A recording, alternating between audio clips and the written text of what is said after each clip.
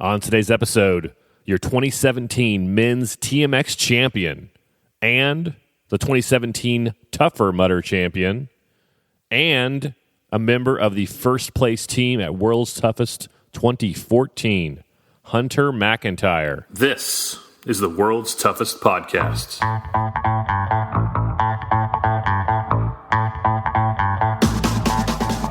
Welcome to the World's Toughest Podcast, where we talk about any obstacle course race you'd like, as long as that's World's Toughest Mudder. Each week we talk to members of the WTM community and share stories of success and failure in the single greatest event in OCR. My name is Will Hicks, and this is the World's Toughest Podcast. Welcome back to World's Toughest Podcast. You are listening to the number one rated OCR podcast on Apple Podcasts. Thank you for those reviews. Thank you for listening. This is our second episode in several days. We talked with Jesse Strawham last episode, and next episode will be our big Toughest Mudder West preview episode. We are just days away from the start of the season. How ready are you? When is your first Tough Mudder this year? Let me know. willhicks@gmail.com. Next episode, we're going to talk about the Tough Mudder West course, the weather, what you can expect as a runner, and we'll talk about the elites. Who will be there? Who will not be there? And who do we expect to win? On this episode, we're talking with Hunter McIntyre. Hunter was a member of the team that won World's Toughest Mudder in 2014, and he is the reigning champion of both TMX, the 1 mile race with 10 obstacles and 10 functional fitness movements, and Tougher Mudder, the 10 mile race. Hunter is sometimes described as a character or a bad boy, and he might be those things, but beneath the swashbuckling personality, you can tell he is no dummy. He takes his training extremely seriously. He's on top of his nutrition, and he has thought seriously about the future of the sport. But he's outspoken, and he's funny, and he talks some trash, too. Before we start, my name is Will Hicks. You can email me at willhicks@gmail.com. You can find me on Twitter at @TheWillHicks and on Instagram at WillHicks. You can subscribe to our email updates by texting the word tough to the number 22828, or you can subscribe via email. You can find those email instructions in the show notes. It's pretty simple. Send one email. In the open of our last episode with Jesse Strawham, we talked about a bunch of Tough Mudder news for 2018. One thing we didn't get a chance to cover is the 2018 Tough Mudder Pro Team. The purpose of the Pro Team is basically to promote the Tough Mudder race brand. The race companies like it when members of their Pro Team win their own races, but they love when their racers win other companies' race series. Spartan Race has had a Pro Team for years. 2018 will be the second year Tough Mudder has had a Pro Team. The members of the 2018 Tough Mudder Pro Team are Ryan Atkins, Lindsey Webster, Hunter McIntyre, Corinna Coffin, and Allison Ty. Ryan Atkins is the LeBron James of endurance OCR racing. Really, LeBron James is the Ryan Atkins of basketball. Atkins has won World's Toughest Mudder more than any man or woman alive with 5 victories. 3 of those as an individual and twice as part of a team. He holds the record for miles completed in a single World's Toughest Mudder with 110. He holds the lifetime mileage record with 400 World's Toughest Mudder miles. And he is the men's defending champion of Toughest Mudder, World's Toughest Mudder, the Tough Mudder Holy Grail, and he was the male recipient of the 2017 Toughest Award, presented by World's Toughest Podcast. If Atkins is the king of OCR, then his wife, Lindsey Webster, is the queen. Considering the entire sport of OCR, Lindsey Webster's 2017 was one of the most dominant years ever. Lindsey won the Spartan Race U.S. Championship Series, the Spartan Race World Championship, and all 3 of the 8-hour Toughest Mudder races she ran. She narrowly lost the Toughest Mudder Series championship to fellow pro team member Allison Ty. Hunter McIntyre is a former Spartan pro team member. He's also a World's Toughest Mudder champion from 2014, the year of the overnight sandstorm that's become a bit of a legend. Hunter was a member of Team Wolfpack that beat Deanna Blegg's team from Australia for first place in the team category that year. He's also the TMX defending champion, the Tougher Mudder defending champion, and the longtime defending champion at Steve Austin's Broken Skull Challenge, in OCR adjacent competition TV show on CMT.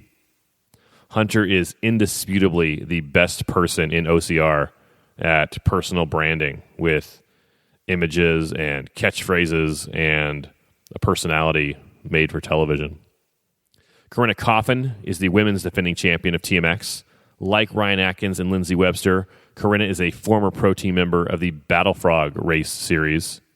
Over the past few years, she has transitioned from longer OCR distances to specialize in the shorter race formats, such as TMX and Steve Austin's Broken Skull Ranch.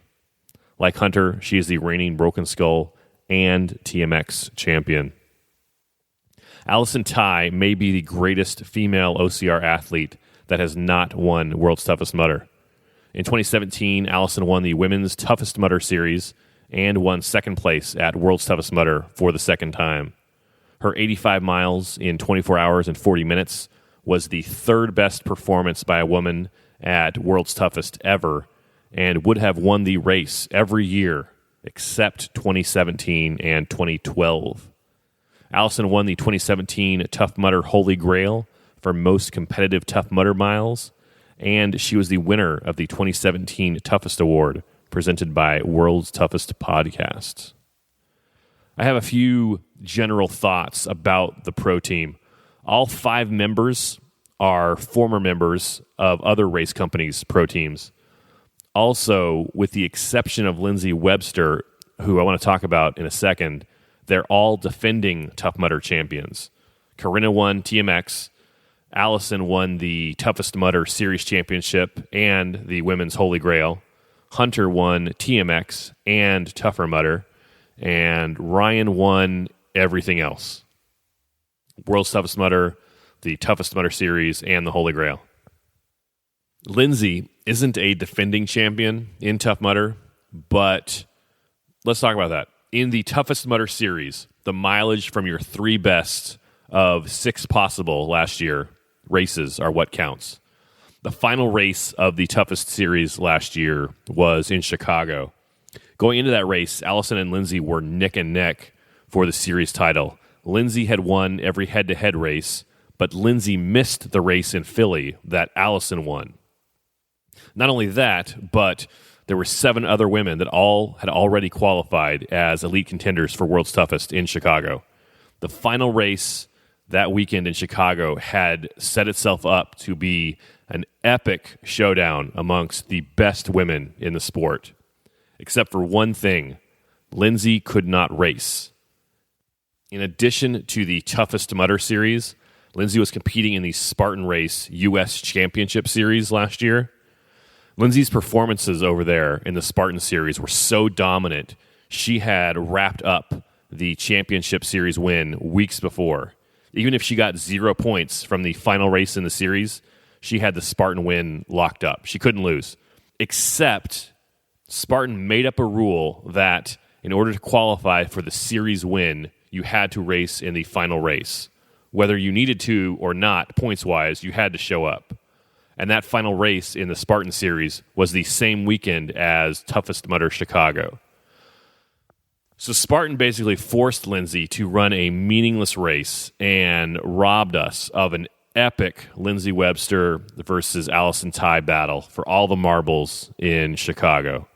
I'm not saying Lindsay would have beat Allison. Allison had a great race. But what I'm saying is we'll never know. It was still a great race. There were lots of strong women. It was a great weekend. But Spartan stole a great thing from us. And I'm obviously only talking about Tough Mudder races here. If we were to open up the conversation to include Spartan races, Lindsay is the 2-time defending champion of their U.S. Championship Series and the reigning champion of their World Championship. Basically, Spartan should have paid a bunch of money to get Lindsay Webster on their pro team, but she decided to sign with Tough Mudder instead. My point is, even though Lindsay isn't a defending Tough Mudder champion like the other 4 members of the pro team, she fits in just fine with the rest of the team. Lindsay is one of a few women, Lindsay, Allison Ty, Morgan Mackay, that it's not a question of if they will win World's Toughest Mudder. It's just a matter of when. I am super excited about this next piece of news. I am happy and honored to announce that World's Toughest Podcast will be working with Merrell again this year. Merrell is the official footwear of Tough Mudder, and they have a special place in my heart. And let me tell you why. I told this story before. My first pair of OCR shoes were the Salomon Speed Cross. Actually, my first pair of OCR shoes were an old beater pair of road running shoes that were just this side of worthless. If you're new to the sport or new to Tough Mudder, the first real investment you need to make as far as equipment goes, it's not gloves or a hydration pack or an expensive GPS running watch. It is a good pair of shoes. Merrell has tents set up at every Tough Mudder venue where you can try different pairs on. You can test them out on a training incline they have there, kind of a climbing wall. And you can even buy a pair that day before you run. You could have a brand new pair of kicks to look sexy in for the start line. Anyway, I had a pair of Salomons, and they were great. I loved them. Until I started wearing holes in the top of the shoes, both shoes, where my pinky toe rubbed upwards. I've never had a pair of shoes do that to me. So I bought another pair, same size, same model, everything. But they weren't the same. I could not run in them without getting blisters. So I said, forget that. And I bought a pair of Ice Bugs online. And I don't know if Swedish people have smaller feet than us Americans, but they were just way too narrow for me. So I bought 3 or 4 different brands, different models. I could not find an OCR shoe or a trail running shoe that I could wear without getting blisters or rubbing my ankles raw on long runs. Until last year, I bought a pair of the Merrell Agility Peak Flex trail running shoes and love them. I literally love them. I talked about them last year on the show several times. I've had people message me and say, hey, I know what you said on the podcast about the Agility Peak Flex, but what do you really think? And I tell them what I'm telling you. They are the best shoes I've found for Toughest Mudder and World's Toughest Mudder. They're sturdy, they're solid, and they protect my feet over multiple hours and multiple laps. Now, if you're running TMX or Tough Mudder Half, or maybe even the Tough Mudder Full, you might want to get a lighter shoe like the All Out Crush 2. Anyway, the whole point of me talking about Merrell was this. You can win a free pair of Merrell shoes with World's Toughest Podcast. All you need to do is text the word tough to the number 22828. Text the word tough to the number 22828 and follow the directions. I will text you back immediately. If you are international or if you're still paying 10 cents per text, you can email me, worldstoughestpodcast@gmail.com, with the word subscribe in the subject line. And in the body of the email, give me 3 things. Give me your name, your email address, and your cell phone number. And you will be eligible for our monthly drawing. In fact, we are giving away a pair of shoes right now to Jermaine Jones. Congratulations, Jermaine. Look for an email from me in the next day or two on how to claim your prize. Well done. That's how easy it is. Again, you can sign up to win a free pair of Merrell trail running shoes and win, just like Jermaine did, by texting the word tough to the number 22828 or by sending me an email. You can find those directions again in the show notes of this podcast. What's the catch? No catch. How much does Merrill pay you, Will Hicks? I'm not getting paid by Merrill. I don't get free shoes from Merrill. Well, not for me. I get free shoes for you. But I don't have referral codes like 5 stars, 15. Don't use that referral code. It won't work. I like the shoes. I have run World's Toughest in them. I ran 4 Toughest Mudders in them. And I don't know how many regular Tough Mudders. It's not just Merrill. If the company that makes pickle juice wants to give away their product, I'd take that call. Bleg mitts, Mudgear socks. Those are 4. Merrill, pickle juice, Mudgear, Bleg mitts. 4 products I feel strongly about. I don't feel strongly enough about a wetsuit to make a recommendation. Get a thick one with a front zipper. Oh, that body lube in the blue deodorant container. I feel pretty strongly about that stuff, too. Good product. All of my endorsements here are unpaid. Anyway, sign up today and you can win a pair of Merrill Agility Peak Flex 2 E-Mesh or the All Out Crush 2. Your choice. Even if you don't win, you should check out the Merrill tent at your next Tough Mudder. Before we talk with Hunter McIntyre, I want to read you an email I received. You can email me at willhicks@gmail.com. This is from Jeremy Reading from Australia. G'day from down under. Hey, Will, I've just started listening to your podcast, and you are single-handedly saving my WTM career. I traveled from Australia to compete in WTM 2013, and then again in 2015. I managed 55 miles in New Jersey 2013, but only 37 miles in Vegas 2015. It's really expensive traveling from Australia, so I vowed not to return to WTM until I could easily knock over 100 kilometers. Time out, that's about 60 miles. Injuries and other factors have held me back the last couple of years, but my biggest problem is boredom when running. I struggle to complete my weekly long run. However, this year I've started listening to your podcast, and the boredom is gone. Your podcast keeps me entertained, informed, and motivated to complete my long runs. So I wanted to say a massive thank you. For the first time ever in my life, my long runs are going great. The OCR Enduro World Championships are being held in Sydney, Australia in June this year, so I'm training hard to hit the 100-kilometer mark and look forward to returning to WTM soon. I've been listening to your podcast from the very first episode, so I'm 12 months behind and currently listening to your April 2017 episodes. In a funny coincidence, I accidentally played the wrong episode and listened to your February 14th, 2018 Valentine's Day episode with Piss and Cox.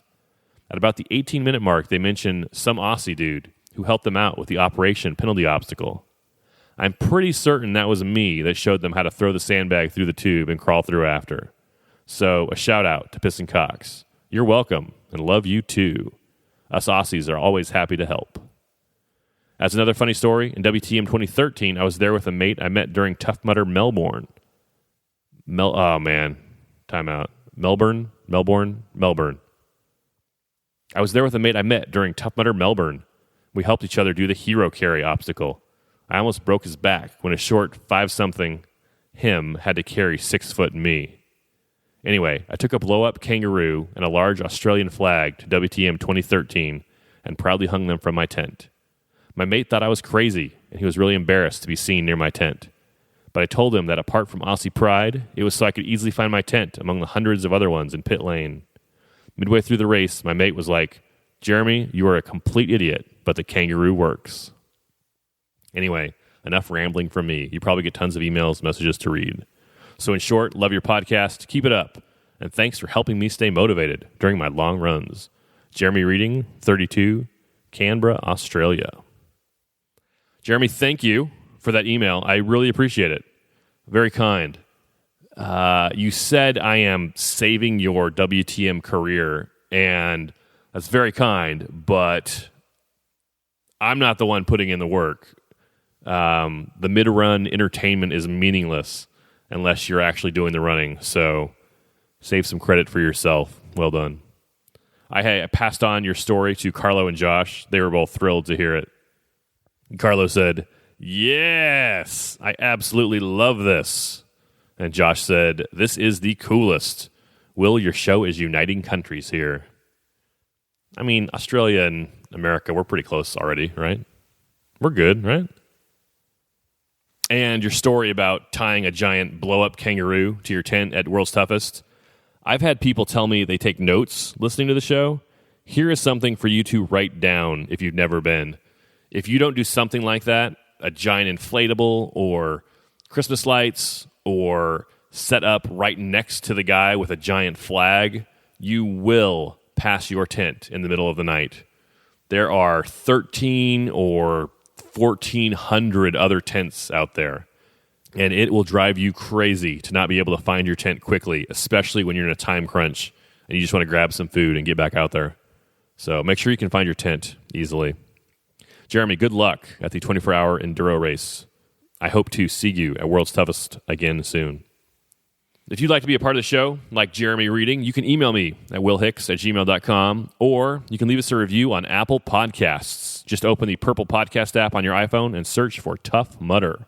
We're the first one that pops up. Click our logo and then scroll down to click on Write a Review. I will read it in a future episode. Today we're going to talk with a member of the Tough Mudder Pro Team, Hunter McIntyre. Hunter is a past champion at World's Toughest Mudder in 2014. Since then, he has focused on the shorter OCR races and events. Hunter is the undisputed king of short course OCR. He won the inaugural 1-mile TMX in 2017. He is the longtime champion of Broken Skull Challenge. And just for fun, he won the 10-mile Tougher Mudder World Championship last year as well. It's time to talk with Hunter McIntyre. Let's go to the phones. Hunter McIntyre, thanks for being on the show. Thank you for having me. Such a pleasure to be part of your incredible broadcast. Hunter, tell me about your first time at World's Toughest Mudder. Well, ironically, my first attempt ever at World's Toughest Mudder even made it to the start line. I remember in 2012, my dad was still my pseudo coach, because he used to force me to run.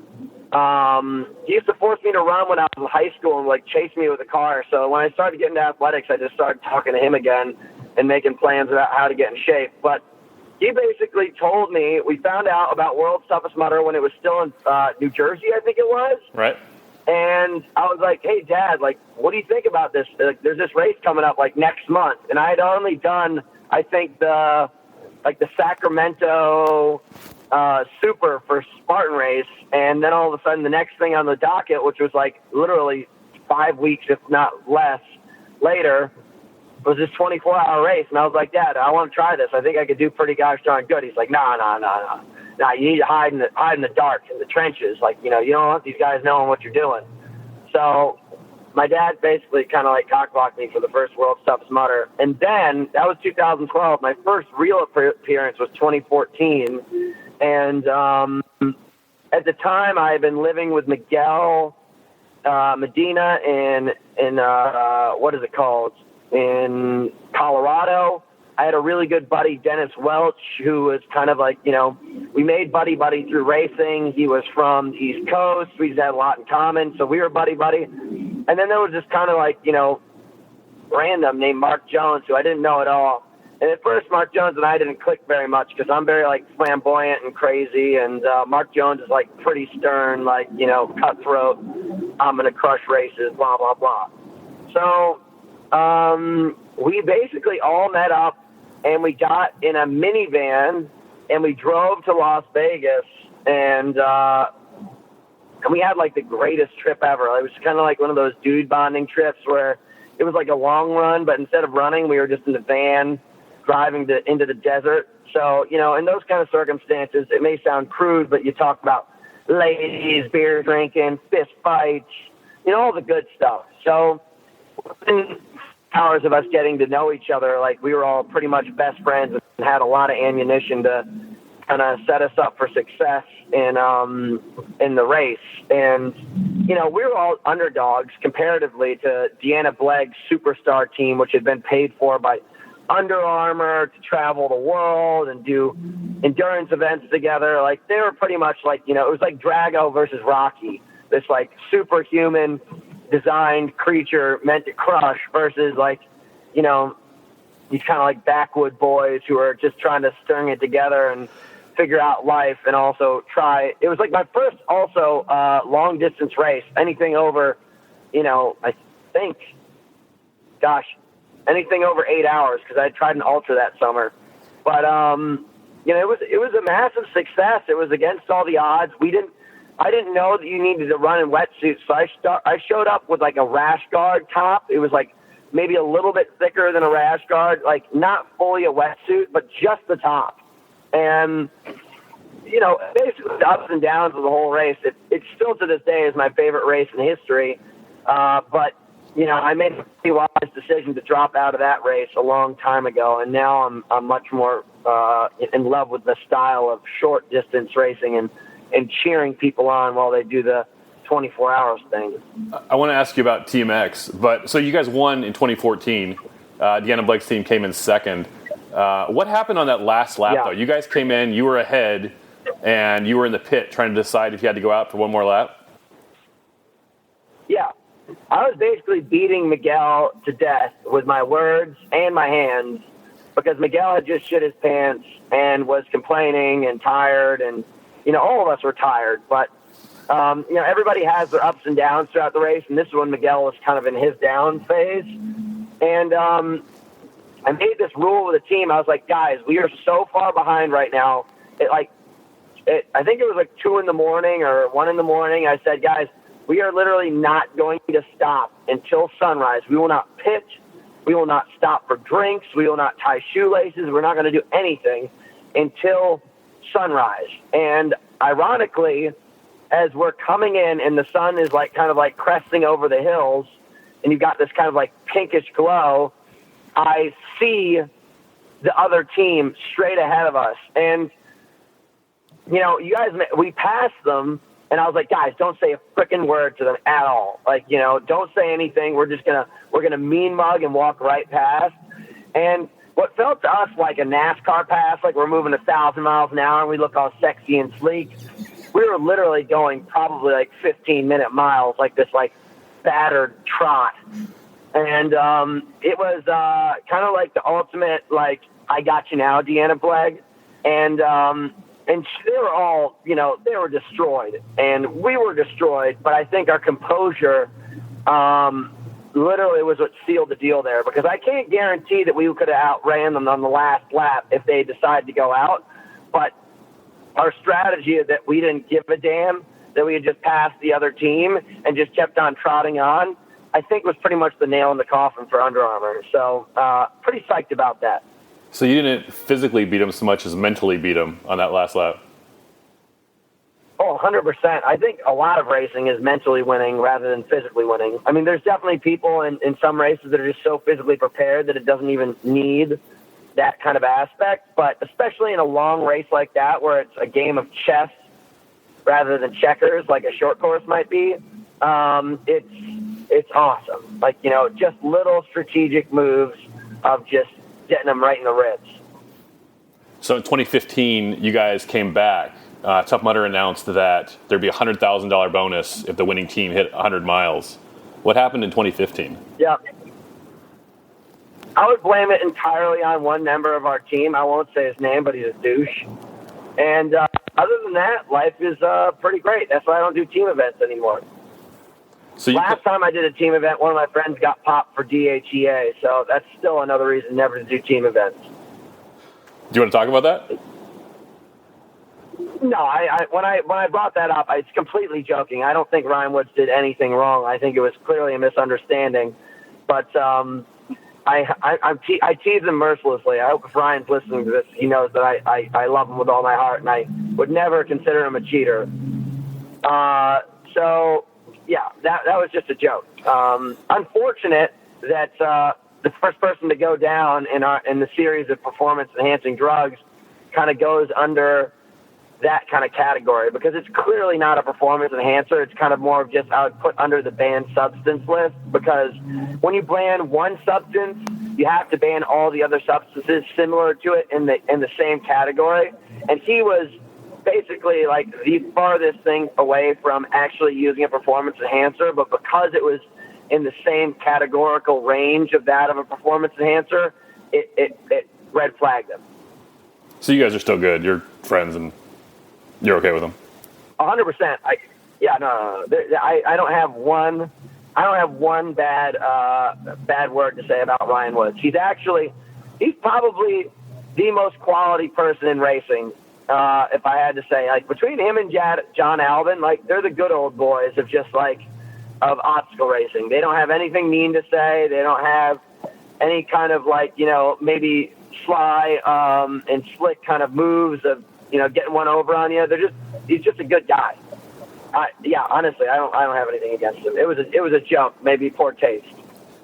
You mentioned that you've kind of retired from the 24-hour races and you're focusing on these shorter races. You are the one and only champion of TMX, the 1 mile race. Now it's a sprint to the finish for Hunter McIntyre. Down the stretch for the $25,000. And he looks over his shoulders, but at this point he knows that it is his. Tell me about TMX. Yeah. Well, TMX is kind of like the culmination of like nearly a decade of training for something that I always said, like, if this happened and this happened, I'd pretty much be unstoppable.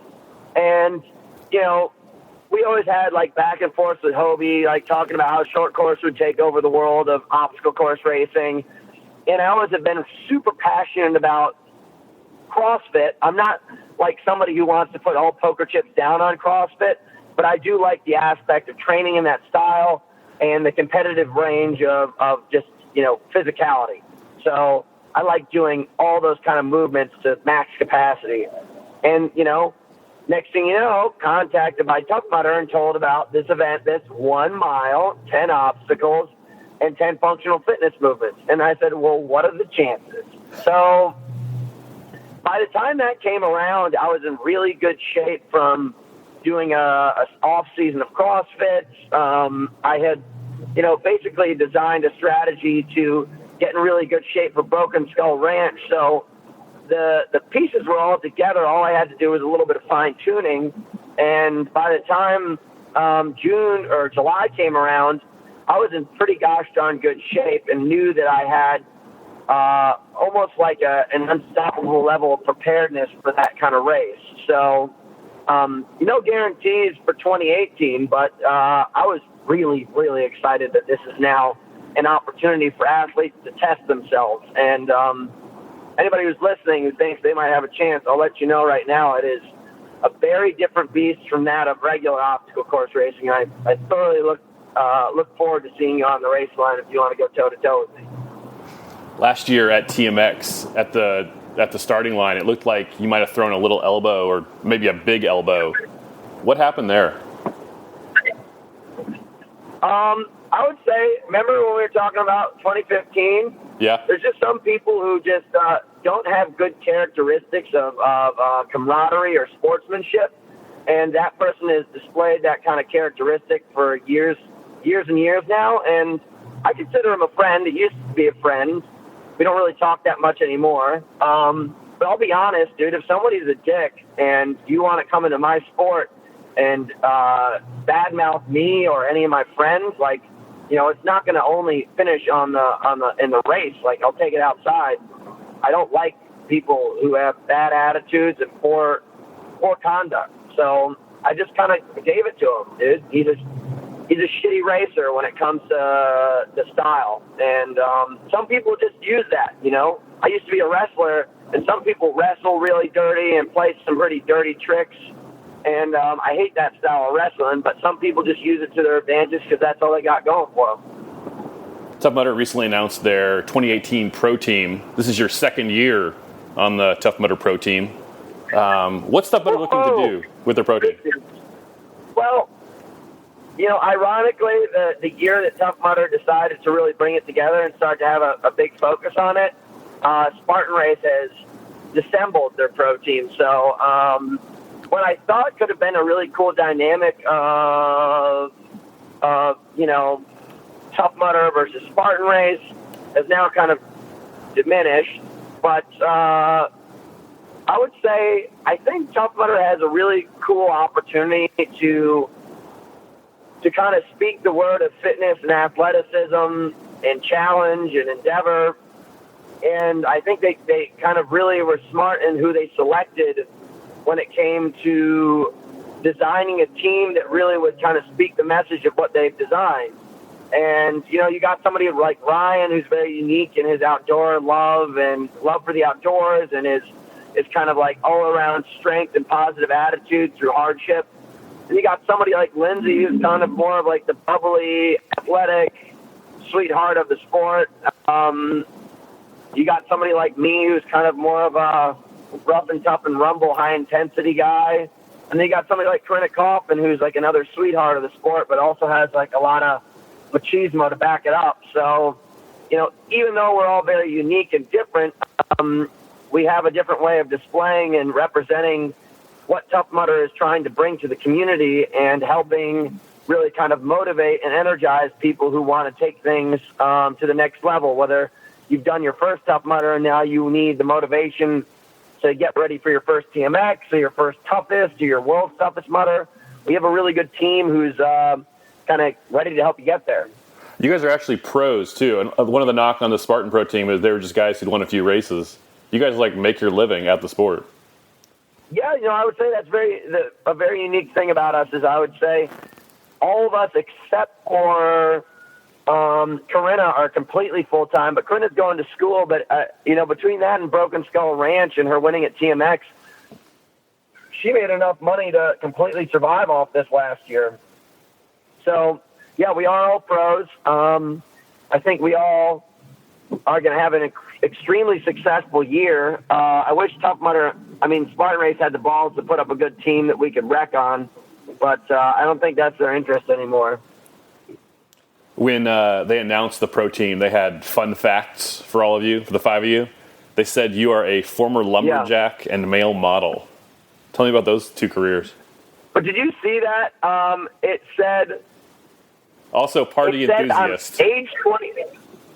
Party enthusiast. The funny thing that I read in that, it says age 28, and then it says fun facts.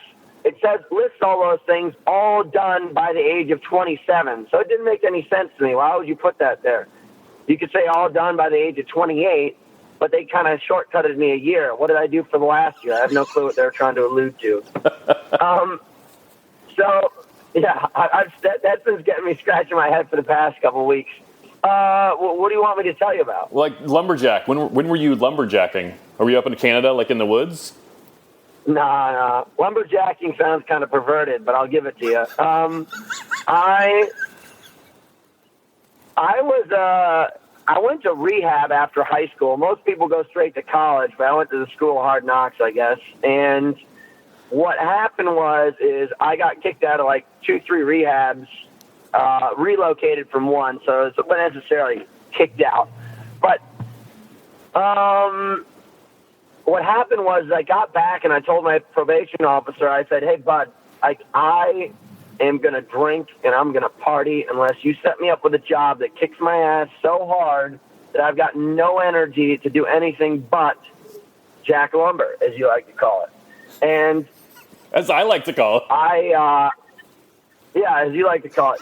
But basically, I had no clue what I was getting myself into. I didn't specifically ask for logging, but within a week, my probation officer had got me a job with a guy who he used to help counsel logging in the mountains of Montana. And I showed up in a pair of skinny jeans made by Gap, a little very thin puff jacket, and a pair of 99-cent mittens, and a pair of Merrills, ironically, and a pack of Marlboro Smooth cigarettes.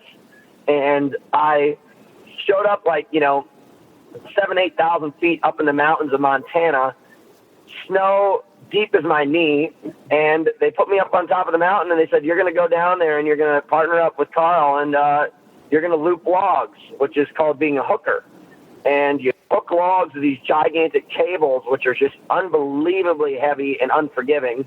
And you have to basically play this game of Tetris in reverse, find out ways to remove logs in kind of a synced fashion where it doesn't get tangled up, because every minute lost means money lost. So, I did that for 8 months and went from being 160-pound little like wafer of a man to 215 pounds in those 8 months. I grew fast.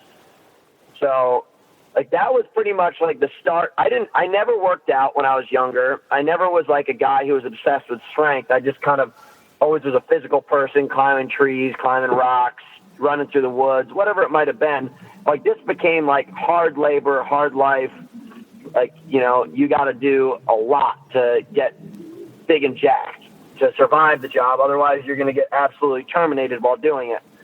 So I think that was probably like that was like the first step up that I had in the world when it came to like actually having a hardened mindset towards racing and training and everything, because no workout I've ever done is compared to a shift on the logging circuit. So it was tough.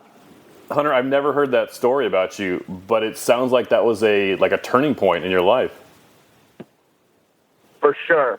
I mean, you cannot show up at work at hungover or any kind of drug, or otherwise you'll get demolished. So it was a turning point, very exciting. And I was super appreciative. Like to this day, I'm like, gosh, I'm so lucky I got to have that opportunity, because like it made me a man and taught me really good lessons very, very quickly. So at that point, you know, all the jobs and things that I've done since have not really been nearly as challenging. And I'm not trying to say I'm the toughest person on earth, but when you see those like logging shows, like that doesn't even pale in comparison to what we were doing. It was freaking brutal work in the snow. Gnarly stuff. And I would still do it to this day if I didn't get paid $12 an hour and almost get killed every 5 minutes. Do you ever think like how your life would be different if your probation officer hadn't picked that job for you? Not really. I'm not one of those kind of people that like, you know, what if maybes.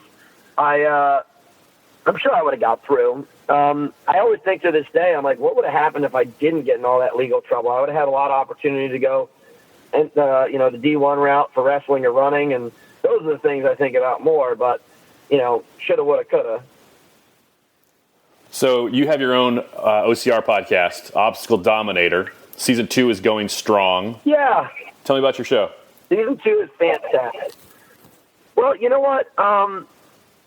Oddly enough, I think a lot of people kind of paint me more to be like a jock dumb boy, but I actually do a lot of reading and writing when it comes to exercise science and all forms of performance. So I'm always really fascinated by learning about people. And we may not talk about it too much in the podcast, but even just hearing people's mindset or just the way that they digest the day at like the elite level, whether we're recording with an elite level athlete or elite level businessman or woman in the sport.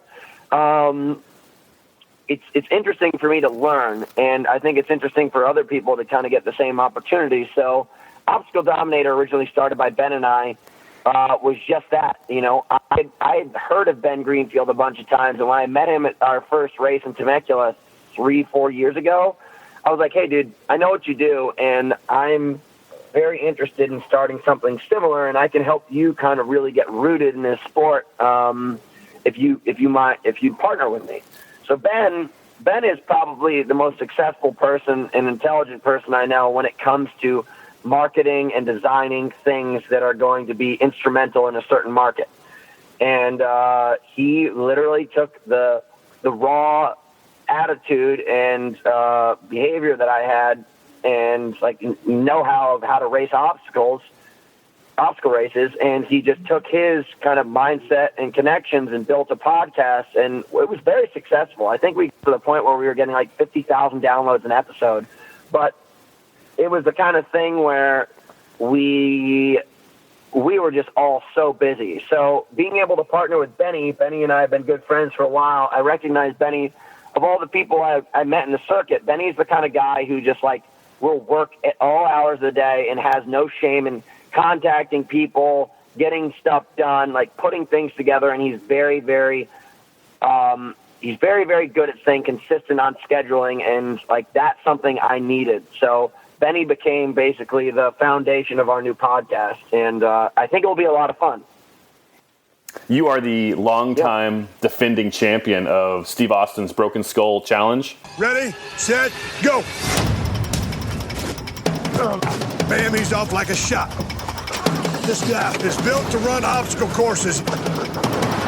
man, and always runs a smart race. He's one of the #1 obstacle course racers in the entire world for a reason. This is what he does. Man, like a damn gazelle up there, keeps on going. Right into the rope burn, he's going to climb right up.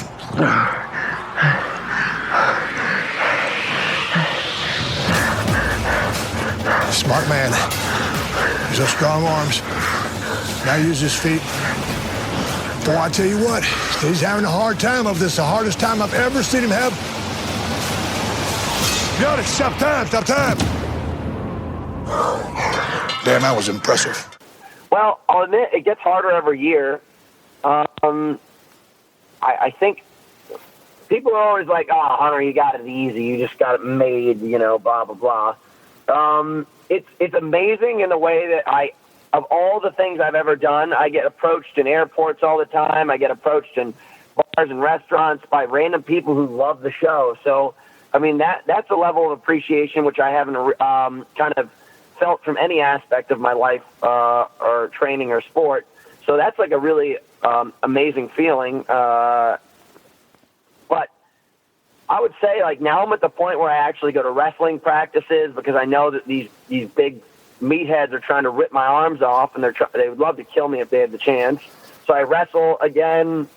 I train year-round. Like, a lot of people are like, "Oh, Hunter, why don't you do better at the long courses?" It's because I'm deadlifting 400 to 500 pounds and doing sled pushes and picking rocks up and sandbags, getting ready to fight.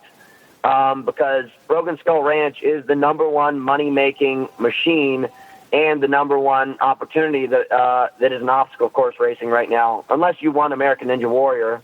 But for one-off jobs, it's the biggest thing. So I wish more people would train hard for it and take it seriously because it's a freaking badass opportunity. And I'm certainly going to train my ass off, and I'm going to fight to the death, and I'm going to beat the crap out of anybody who comes in my yard. So anybody who's listening, know that you can post as much on Instagram as you want talking about your sissy-ass workouts. I'm going to pound your ass. But other than that, it's a really great job. There's a lot of OCR athletes that have been on the show, but to get to the obstacle course at the end of the episode, you have to, like, wrestle. You have to fight guys that are better at that probably than most OCR athletes are. Yeah. Robert Killian has a similar strength and body type to that of like a Bijan or like a small pug. So, he got handled pretty easily. Sure, he would have done great on the course, but that's the thing that I tell everybody. It's like everyone's like, "Oh, man, if John Albin would have made it there, you'd never have a chance." And I wait for the day that John Albin wants to show up at the ranch. And I think, he has just a great opportunity to beat me as anybody else when he got to the course. But that's the thing. It's like you got to be a well-rounded athlete in the sense that you have to be able to handle your body in martial arts style, like kind of events, whether it's like sumo wrestling or just any kind of just like backyard throwdown strength. Then you have to have just extreme levels of high intensity strength and like really physical awareness to take on the challenges such as like, these hoists or flips or drags and whatever the heck it might be. And then is the course. But the one thing I think a lot of people don't notice is it's like 110 to 115 degrees out there the entire time. So like that's another massive aspect of it. It's brutal in the sense that 2 of the 5 guys that competed against me in the regular series last year got hospitalized at the end of the Skullbuster just because of the intensity of the heat. When you meet the guys right before they run the obstacle course, do you ever think like, "Oh man, this guy's got a shot," or do you usually feel pretty confident? No, I feel pretty confident. What was amazing is the guy who went last and like passed out and fell. He weighed like 220 pounds of solid muscle, and he would have been the second fastest person. He would have been like 1 minute and 10 seconds behind me. And that was probably the biggest feat of freak athleticism I've seen ever. Like, Mac Roche? Sure. You seen him? Yeah, absolutely. This guy was 5 inches taller than Mac and more muscular than him, and he ran faster than Mac. It was like crazy. He ran to the top of Heartbreak Hill, like completely ran to the top. And it blew my mind. So there are a lot of like really, really amazing freak athletes who are who are out there and like will do an amazing job in the circuit. So I implore anybody who thinks they got what it takes to just like charge after it. Hunter, tell me about what you eat. What is your philosophy on diet? Well, the reality is, I think a lot of people have a very misconstrued understanding of sports nutrition. Like, if you look at the breakdowns of like all the macronutrients that your body needs, if you're training really, really hard, like I think a lot of people try these like high fat diets and they're like, I'm going to be a high level performer, keto. There's like no athlete in the history of the Olympics who's at the Olympics in keto, summer or winter. There's a certain level of exercise that it takes to master any kind of sport. There's a 10,000 hour rule. So I train about 1,000 to 1,100 hours a year with 4 weeks off in that year. So that means I'm training around 100 hours a month. And there's no way that you can do that just off of like eating celery and green shakes and like your like sissy little like nut bars. So for me, I eat 500, 600 grams of carbs a day, and that looks like maple syrup, bread, pasta, ice cream. I know, like, I may not be shredded all the time, but that's not my goal. And I'm eating steak, and I'm eating chicken, and, like, tons of stuff. So my calories are just astoundingly high, and, that's, like, probably the biggest part of my recovery is my calories. Like, I think a lot of people think like athletics is just training. It's all recovery. So I have to write down everything I eat every single day, and I have to measure it all out, and like I'm very, very systematic about it. So there was a Sports Illustrated article about me last year that got posted about my thoughts on nutrition and kind of like really ripping into people concepts of keto or like paleo. But I think you have to take everything in moderation. But if you want to be a superstar, like you go look up the diet of an Olympic rower, and you'll see like the insanity that needs to be put into just fueling yourself for the next day. You said something on your podcast once that it doesn't matter what you look like on the podium as long as you're up on the podium. Something to that effect. That's the truth. That's the truth. Like if you ever go watch like a triathlon, like a lot of these like world-class triathletes got a little bit of softness to them. And you see that happen in a lot of sports. Like, I always watch and I always like look for the athlete who's got like this little line in the back of their head. If you see that line, then you know that you should be in trouble because it means they're insanely strong and they've got a little bit of extra pudge on them. It means that they're just ready to crush. So always watch out for a dude who's got a line in the back of his head. Like a horizontal line? Roll. Okay. At the base of the hair, kind of? Yeah. Yep. If you ever see a man like that, run for your life. What are you training for these days? It's a truth. Just TMX and Broken Skull. I definitely was like a little bit ill-prepared for Tahoe and the OCR World Championships last year. I just didn't put the work in that was necessary to do it all and like have great results, and it also devastated me hardcore. But I'll do the TMX series, and then I will probably rebuild and then try to go win the Tougher Mudder World Championships again, and then probably go to the UK and go check out the new venue for OCR Worlds. I don't know if Tahoe's in the mix this year. Like I really didn't want to do Tahoe last year, but since it was Hobie's supposed last year, I just went for it anyways. Your best episode of your Obstacle Dominator podcast was you and Joe DeSena talking about Tahoe one year. And you called Joe out. You said, we went up a mountain and we went down a mountain. What's the big deal? And Joe basically fired back at you saying, that you didn't want to win or something like that. What was this is on Obstacle Dominator? Yeah, you and Joe were going at it. Like, you called him out for the course. Joe DeSena or Joe DI? Joe DeSena. You said the course was boring, and he said, yeah, well, you didn't want to win it, or something like that. I'd have to find your episode. It's your podcast, but... Well, to me, like, if you looked at the design of the 2017 course, like, it was an obstacle race until mile mile 13, and then they added like a second mountain with 2 obstacles within 4 miles to the end of it, which didn't make any sense. You ran to the top of it, and you hopped over a fence that was 15 feet high. You just climbed up it and went down. Then you ran down the hill to the bottom and threw a spear, and then you had like a nice gauntlet at the end. But to me, like, that doesn't really define obstacle course racing, and I think that they're really losing an opportunity here. One, whoever designs the courses there sucks, and I don't care. Write me all the hate mail you want. You couldn't see one obstacle the entirety of the race other than like being up near the top. And the majority of people don't want to go up there. So you had us come down into the venue and then crawl over this stupid bent piece of metal that you guys decided to call an obstacle. And then you sent us back out into the woods again. Like, I don't know who in the world is on the marketing team of Spartan Race, but he's a buffoon or she's a buffoon. And they're wasting so much opportunity of making this like an actual spectator sport, an opportunity to showcase athletes at their best, whether it's the podium athletes or athletes who just tried to start this thing for the first time. I think everybody deserves to have a chance to like showcase what they've been working on all year. And they blew it.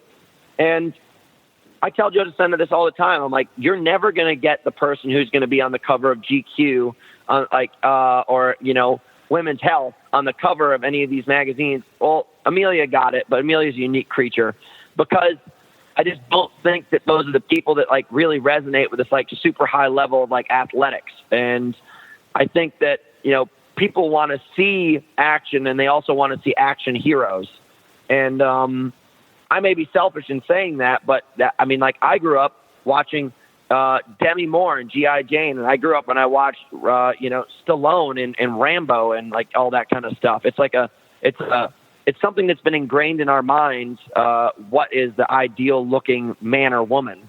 And I just don't think you'll find it in that long-distance race. Like, I think they could definitely maybe open up their opportunity to maybe different world championship distances, and there'd be a little bit more success and more appeal from the outside sources. I think that's something Tough Mudder's been real good at this last year is the different distance lengths, the 1 mile, the 10 mile, 8 hour, 24 hours. Because, like, Corinna Coffin is an entirely different athlete than Rhea Coble, but they're both amazing, right? Completely. Yeah, I thought that was amazing because you have 2 different world champions, and no one's saying one is better than the other, but you get to define athletics through these distances. So I think Tough Mudder has the upper hand this year. I hope Spartan Race brings it back. I'm not saying one is better than the other, but right now, Tough Mudder has the upper hand because they're trying to like really give an opportunity for all athletes and all viewers to enjoy something. And I thought it was pretty comical when Spartan Race tried to copy World's Toughest Mudder.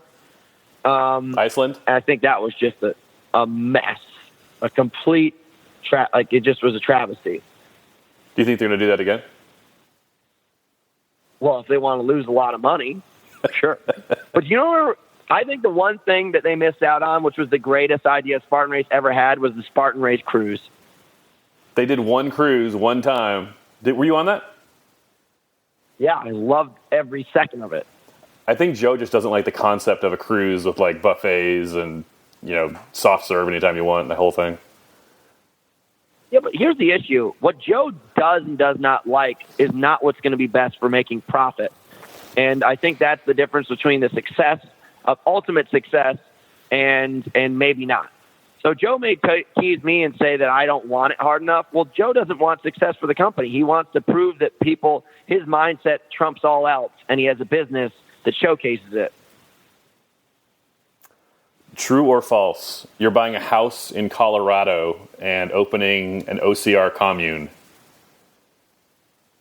It may or may not be in Colorado, but yes, that is the goal. I would love to start like a massive compound of just jocks and jockettes and try to get this sport really, really off the ground with a good training company.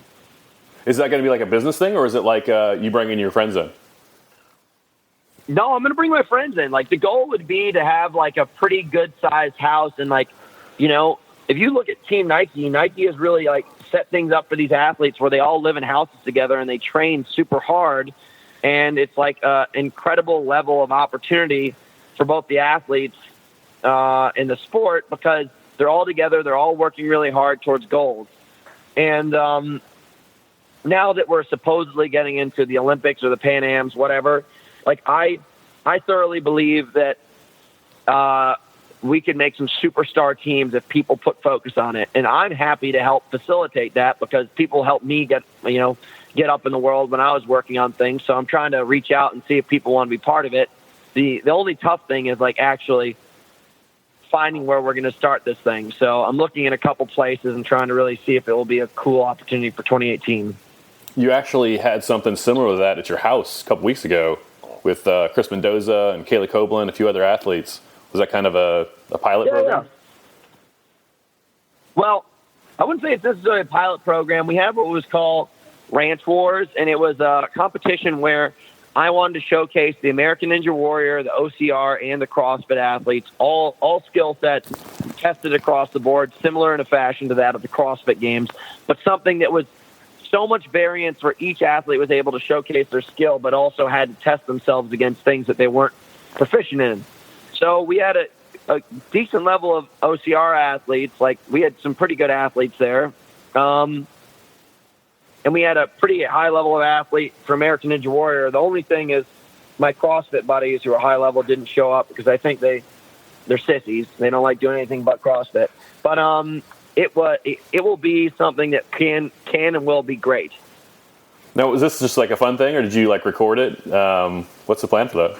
Oh yeah, I got a photographer and everything. We shot the whole thing, so it will have some pretty cool content coming up. You mentioned the Pan Am Games. Has anything happened with that? Is that an official thing, or is it just kind of still hopeful? I'm sure I'll get in trouble for this, but I don't really care. I think the company that put it on is trying to put things on. Like they just had their first athletic training camp at the Colorado Olympic Training Center. But last time I checked, the USA coach is Faye Stenning, who's a Canadian athlete. So everything's pretty much ass backwards. So they're like trying to design things, but the guy who's at the helm, I don't know him well enough to speak on his behalf, but I just think it doesn't make a lot of sense to me. And I think they really have to find somebody who's going to better organize this thing. Cause right now it sounds like a sloppy show. Is that something you want to compete in or? Not the way that they display it. It was like run 5K and then like, maybe jump over one wall and go through 5 rings. And then like shoot a laser gun or something? Oh. Yeah. All right. I don't know if that displays obstacle course racing. That's like a new sport. It sounds like some of them want the market. They want the OCR people, but they don't really want to commit to the sport. Yeah.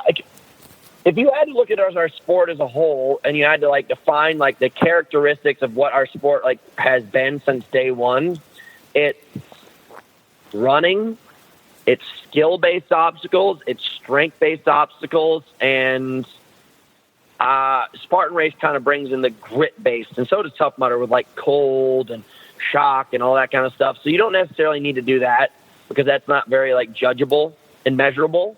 Mm-hmm. But for me, like it didn't really display strength or skill at very high level. So if you go to the Olympics, like I think the way that the reason why snowboarding is such a big thing at the Olympics now is because it's such an insane level display of skill. And like if you're going to bring a new sport in, it's got to have a pretty good wow factor. And I just don't think that they're going to really, and I'm not trying to tell them to turn it into a circus, but you got to do something a little bit more dynamic and challenging than having someone go through 5 rings. I mean, it's just the steeplechase turned upside down. What's a better catchphrase? Biceps win races or sub 6-minute miles win races? Which one did you like saying more? Biceps win races sounds sexier. Yeah, it's way more fun. I mean, look, biceps, I would say the majority of the time don't necessarily win races. Maybe it wins my races. But, yeah, nobody cares about somebody who runs 6-minute miles. There's nothing sexy about that. It's just a matter of fact of training. But big, strong biceps, like when I crushed Ryan Woods just before the finish line of Tahoe World Championship, that was 100% bicep because he couldn't even hoist the thing up. Hunter, do you have any sponsors or anything you'd like to plug? Well, I have had a really good opportunity working with Second Skin. I've had an amazing 3 years with Beat Elite and Fit Aid, which is incredible. And I'm really excited to be working with Tough Mudder this year. So as of right now, those are the guys I'm working with. Really, it's amazing to know that companies believe in you enough to not only like wear their brand, but represent it. So, you know, maybe not everybody agrees with everything I have to say, but sometimes I think you need a little bit of a rough push from a tough guy. And I think these brands believe in my machismo. So I like that a lot. And I appreciate you having me on the podcast, dude. It was a really good time. I may sound like a little bit of a bully, but it's pretty exciting, dude. I haven't raced in a long time, so I'm really ready to get back out there and start giving some bows. Hunter, any last thoughts on World's Toughest Mudder or TMX? Anything else? Well, I'm really excited to see what happens in Atlanta. You know, that is such a different course. Will it completely take down Ryan Atkins because it's a totally different style of racing? Will we see completely new athletes rise to the top? I think that's going to be amazing.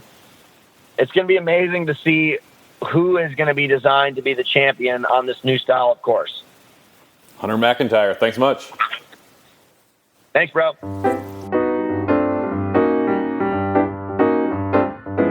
Special thanks to Hunter McIntyre for appearing in this episode. Well done, Hunter. For more from Hunter, you can listen to his OCR podcast, Obstacle Dominator, or you can follow him on Instagram. He is Hunt the Sheriff. One word, Hunt the Sheriff. 1 R, 2 Fs. Also, big congratulations to our boys in Baby Blue over in Pyeongchang. Last week, right after I talked about my new World's Toughest Curling podcast, and right after I told everyone how great curling is, we won the first ever gold medal in curling in U.S. history.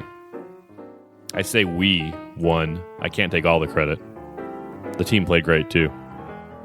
There was a great response to Episode 1 of World's Toughest Curling podcast last week. Episode 2 will go live on February 2nd, 2022. On our next episode, Toughest Mudder West preview with Deanna Brass. Don't miss it. It will be online soon. Do you get value from our show?